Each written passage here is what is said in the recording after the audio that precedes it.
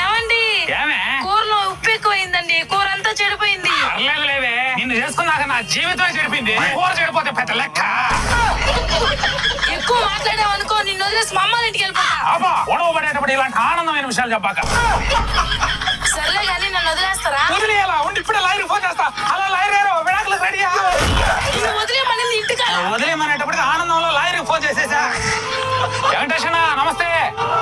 ఏమన్నా పిలుస్తున్నా పలకుండా డల్లుకున్నావా? ఏం చెప్పనన్నా, పట్టాల్సిన మందులన్నీ కొడుతుండా, అందరిలా టయానికి కరెక్ట్ గా వ్యవసాయం చేస్తుండా. ఒక్కసారి కూడా మంచి దిగుబడి వచ్చిందే లేదు. అప్పులు మాత్రం రోజు రోజుకి పెరుగుతూనే ఉన్నాయి. ఏం చేయాలో అర్థం కావట్లేదన్నా. చూడన్నా, మన తాతలు ఈ భూమిలోనే వ్యవసాయం చేశారు, నాయన వాళ్ళు ఈ భూమిలోనే వ్యవసాయం చేశారు. ఇప్పుడు మనం కూడా ఇదే భూమిలో వ్యవసాయం చేస్తున్నాం. ఇంకా భూమిలో సారం ఎక్కడి నుంచి వస్తా చెప్పు? మరి ఏం చేయగలమన్నా? ఆ మాటిని ఒకసారి భూమి కృష్ణ వాడన్నా. అర్థం కాలేదన్నా. భూమిలో సారం లేకుండా ఎంత వ్యవసాయం చేసినా, ఎంత పెట్టుబడి పెట్టినా సరైన దిగుబడి రాదన్నా. ఈ మట్టిలో వ్యవసాయానికి ఉపయోగపడే